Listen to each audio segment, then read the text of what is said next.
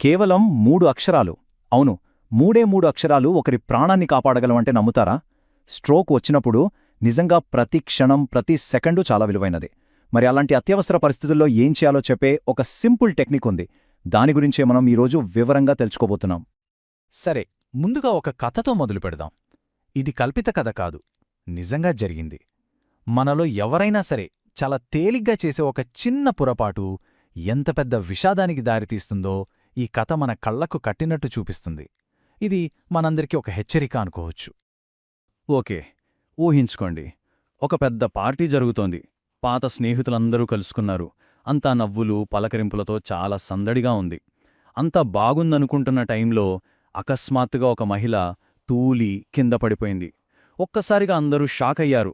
అక్కడి సంతోషమంతా మాయమైపోయింది. వెంటనే ఆమె స్నేహితులందరూ పరిగెత్తుకుంటూ వచ్చారు. ఏమైంది, హాస్పిటల్కి వెళ్దామా అని అడిగారు. కాని ఆమె, అయ్యో ఏమీ పర్వాలేదు, నేను బాగానే ఉన్నాను అని చెప్పి ఆ విషయాన్ని చాలా తేలిగ్గా తీసుకుంది. చూడండి, చాలా సందర్భాల్లో మనం చేసే పొరపాటు ఇదే.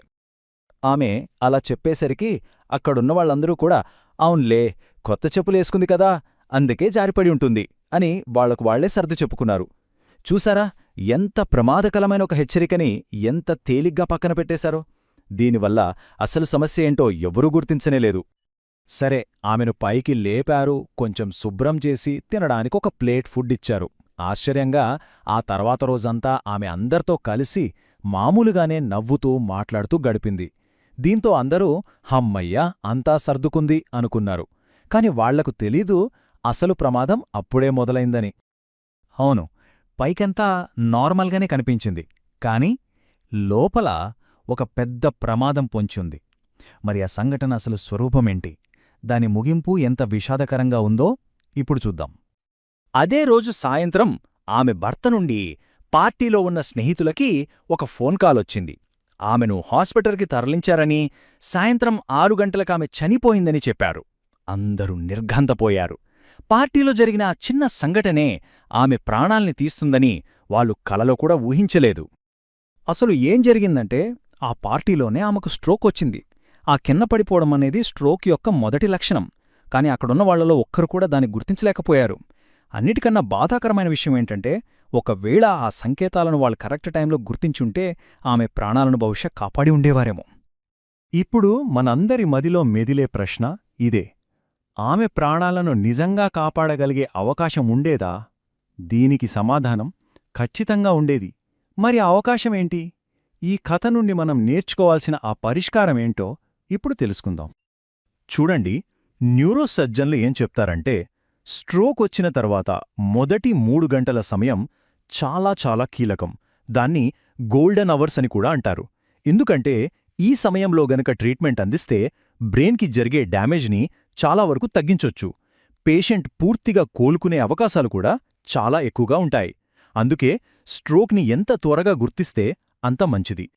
సరే, స్ట్రోక్ని త్వరగా గుర్తించడం ముఖ్యమంటున్నాం, కానీ ఎలా గుర్తించాలి? దానికోసమే ఒక చాలా సింపుల్ టెక్నిక్ ఉంది. ఎవరైనా సరే చాలా తేలిగ్గా గుర్తుపెట్టుకోవచ్చు. అదే STR పద్ధతి. ఈ 3 సింపుల్ స్టెప్స్తో ప్రాణాలను కాపాడొచ్చు. ఓకే, ఈ STR అంటే ఏంటో ఇప్పుడు వివరంగా చూద్దాం. ఫస్ట్, S అంటే స్మైల్, అంటే చిరునవ్వు. స్ట్రోక్ వచ్చిన వ్యక్తిని నవ్వమని అడగాలి. వాళ్లు సరిగ్గా నవ్వలేకపోతే, అంటే వాళ్ల ముఖం ఒకవైపుకి వంగిపోయినట్టు అనిపిస్తే అది ఒక లక్షణం. నెక్స్ట్, T అంటే టాక్, అంటే మాట్లాడటం. వాళ్లని ఈరోజు వాతావరణం చాలా బావుంది లాంటి ఒక సింపుల్ వాక్యం చెప్పమనాలి. వాళ్లు మాట్లాడేటప్పుడు మాట తడబడినా లేదా ముద్దగా వస్తున్నా అది రెండో లక్షణం. ఇక ఫైనల్గా R అంటే రైజ్, అంటే పైకి ఎత్తడం. వాళ్లని 2 చేతులు పైకి ఎత్తమనాలి. స్ట్రోక్ వల్ల ఒంట్లో ఒకవైపు బలం తగ్గిపోతుంది. కాబట్టి ఒక చెయ్యి వాళ్ల ప్రమేయం లేకుండానే కిందకి జారిపోవచ్చు. ఈ 3 టెస్టులు చూడటానికి చాలా సింపుల్గా ఉన్నా చాలా పవర్ఫుల్.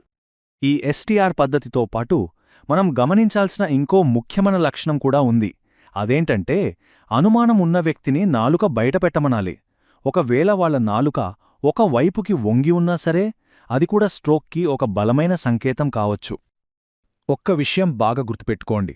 మనమిప్పుడు చెప్పుకున్న లక్షణాల్లో ఏ ఒక్కటి కనిపించినా సరే ఒక్క క్షణం కూడా ఆలోచించొద్దు.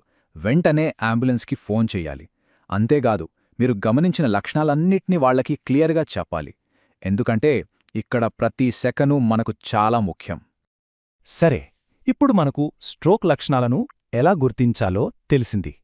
ఇది చాలా మంచి విషయం. కానీ ఈ సమాచారాన్ని మన దగ్గరే ఉంచుకుంటే సరిపోదు.